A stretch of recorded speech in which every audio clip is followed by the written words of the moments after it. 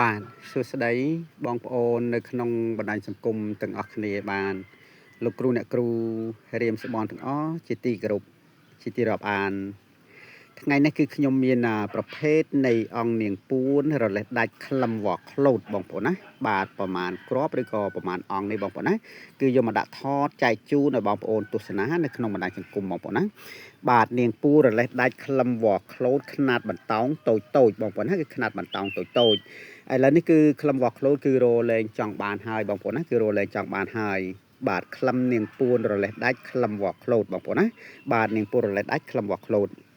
នេះឃើញទេបងប្អូនបាទគឺសិតតែជាຂະຫນាតបន្តោងតូចស្អាតបងប្អូនណាបាទស្អាតណា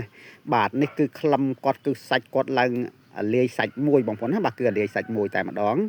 បាទនាងពួររលេះដាច់ខ្លឹមវ៉ក្លូតបងប្អូនណាຂະຫນាតបន្តោងតូចស្អាតបងប្អូនណាហើយបងប្អូនក៏ធ្លាប់បានដឹងពីអានុភាពនៃការប្រើប្រាស់ប្រភេទនៃនាងពួររលេះដាច់ខ្លឹមវ៉ក្លូតនេះហើយបងប្អូនណានាងពួររលេះដាច់ខ្លឹមវ៉ក្លូតនេះហើយបាទសម្រាប់ការពារខាងអំពើអំព័ន្ធមុនខ្មៅទាំងឡាយទាំងពួងបជាគ្រោះបជាភ័យបងប្អូនណាបាទខាងសឹកសង្គ្រាមបងប្អូនណាបាទខាងស្វិតខាងគង់បាទ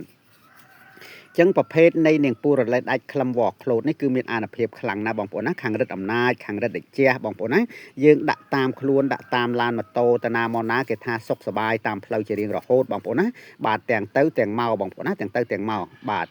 នេះគឺជាប្រភេទនៃនាងពួររលេះដាច់ខ្លឹមវ៉ក្លូតបងប្អូនណាបាទខ្លឹមវ៉ក្លូតហើយប្រភេទខ្លឹមវ៉បងប្អូននឹងស្រាប់ហើយបងប្អូនណាគាត់មិនបានដូចជាខ្លឹមឈើយើងនោះទេដោយសារគាត់មិនសូវមមមិនសូវអីទេលោះហើយគាត់ចេះតែកឆេតកឆោតចឹងបងប្អូនណាបាទកឆេតកឆោតតាមដីតាមអីវាស៊ីចឹងទៅនៅសល់តែខ្លឹមសុតបែបនេះទៅគេហៅថាខ្លឹមរលេះដាច់នាងពួនបងប្អូនណាបាទខ្លឹមរលេះដាច់វ៉ក្លូតបងប្អូនណាដូចខ្ញុំបានជម្រាបចឹងគេហៅថានាងពួនរលេះដាច់ខ្លឹមវ៉ក្លូតនោះបាទនេះដូចខ្ញុំបានជម្រាបចឹងនេះសុទ្ធតែជាຂະຫນាតបន្តោងបងប្អូនណាតែនៅសល់ខ្លឹមចេះឲ្យគឺមើងដូចជាខ្លឹម7ខ្លឹមកញ្ញូងអីចឹងបងប្អូនណា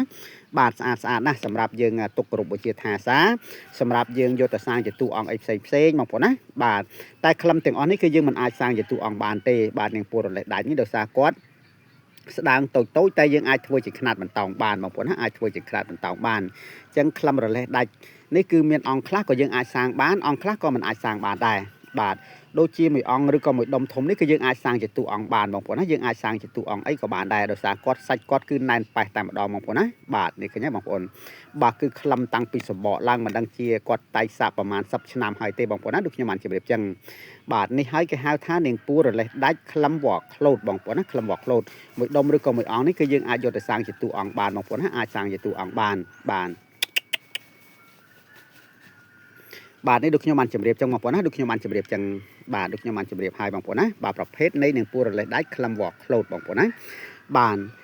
ហើយខ្លឹមវ៉ក្លូតទាំងអស់នេះដែរបើសិនជាបងប្អូនដែលគាត់មើលឃើញហើយស្រឡាញ់ចង់បានបងប្អូនណាបាទគឺសូមតំណែងតាមលេខទូរស័ព្ទខ្ញុំបាទដែលនៅខាងក្រោមឬក៏តាមរយៈលេខ Telegram ខ្ញុំបាទគឺលេខ Smart នឹងឯងបងប្អូនណា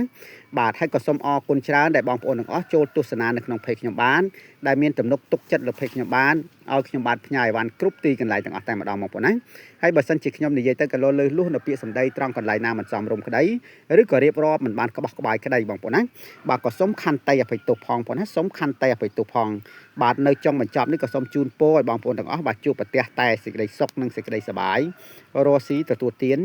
មានបានទាំងអស់គ្នាបងប្អូនណាបាទសូមអរគុណច្រើនហើយក៏សូមជម្រាបលាបាទសូមជម្រាបលាបាទខ្លឹមវ៉ក្លូតនេះគឺប្រើបានច្រើនយ៉ាងណាបងប្អូនណាខាងរិទ្ធអំណាចខាងស្វិតខាងគង់ខាងសឹកសង្គ្រាមបងប្អូនណាបាទខាងលុកខាងដូរបាទ